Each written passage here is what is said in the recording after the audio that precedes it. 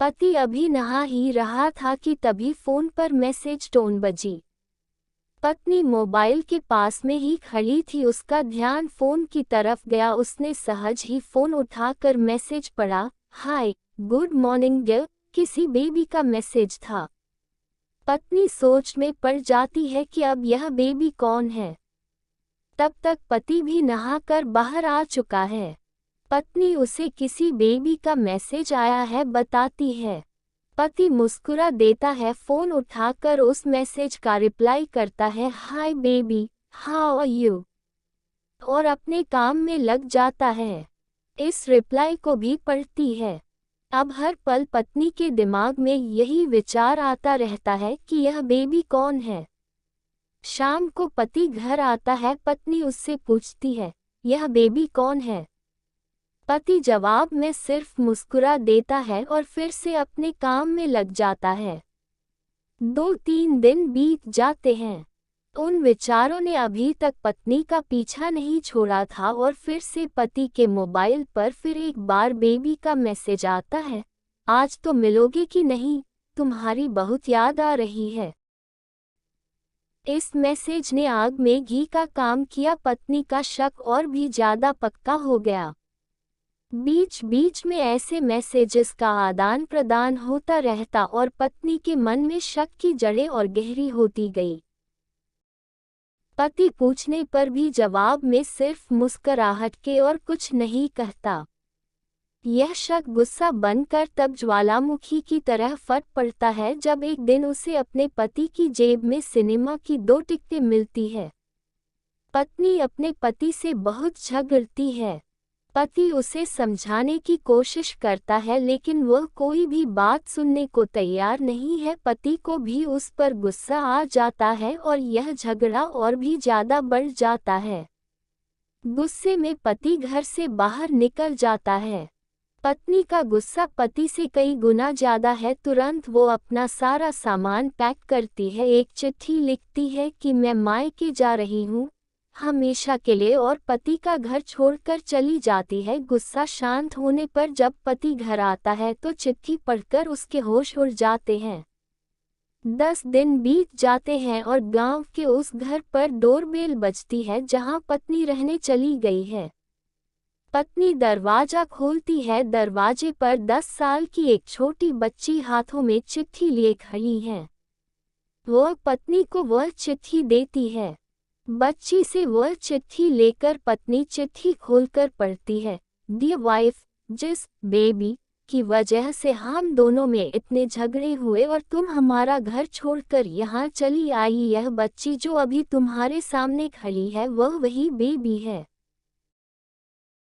अनाथ आश्रम की एक प्यारी बच्ची इसी के साथ में बातें करता था, सिनेमा जाता था। पहली बार जब तुमने बेबी के बारे में पूछा था तो मैंने जानबूझकर तुम्हें नहीं बताया था। सोचा था थोड़ा मजाक करता हूँ, देखता हूँ तुम कैसे रिएक्ट करती हो, लेकिन मैंने यह कभी नहीं सोचा था कि तुम्हारा शक इतना बढ़ जाएगा कि तुम घर ही छोड़ दोगी। हाँ, सबसे जरूरी बात यह तो बेबी है वह किसी और की नहीं बल्कि तुम्हारी ही बेटी है। रुको, अपने आप को संभालो और आगे की बात ध्यान से पढ़ो। जिस इंसान से तुम्हारी पहली शादी हुई और तुम्हारी एक बेटी हुई थी, लेकिन किसी कारण से तुम्हारे पहले पति ने तुम्हें और तुम्हारी बेटी को हमेशा के लिए घर से निकाल दिया, इसमें तुम्हारी कोई गलती नहीं थी, लेकिन कुदरत ने तुम्हें मुझसे मिलाया और तुम्हारी शादी मुझसे हो गई। भविष्य में कोई प्रॉब्लम ना हो इसलिए तुम्हारे पिता ने इस बच्ची को गांव के एक अनाथ आश्रम में छोड़ दिया। यह बच्ची मतलब यही बेबी जो अभी तुम्हारे सामने खड़ी है। अगर अभी भी विश्वास नहीं हो रहा है तो इस बच्ची के गाल का वो तिल देख लो जो शायद तुमने उसे आखिरी बार रोते हुए देखा होगा, या फिर अपने पिताजी से पूछ लो। पत्नी जल्दी से उस बच्ची को पास में लेकर उसके गालों का तिल देखती है। उसका मन भर आता है, उसकी आंखों में आंसू आ जाते हैं, लेकिन अभी भी चिट्ठी बाकी है, इसलिए वह आगे पढ़ती है। मुझे पता है अभी भी तुम्हारे मन में यह सवाल उठ रहा होगा कि यह सब मुझे कैसे पता। तुम्हें बता दूं कि यह सब तुम्हारे खुद के पिता ने ही अपने मन में उठ रहे पश्चाताप को शांत करने के लिए शादी के 1 महीने पहले मुझसे मिलकर सारी बात मुझे बताई थी। उन्होंने यह भी कहा था कि अगर मैं चाहूं तो शादी से इनकार कर सकता हूं। मैंने तुम्हें स्वीकार किया क्योंकि इस पूरी घटना में तुम्हारी कोई भी गलती नहीं थी और हमारी शादी हो गई।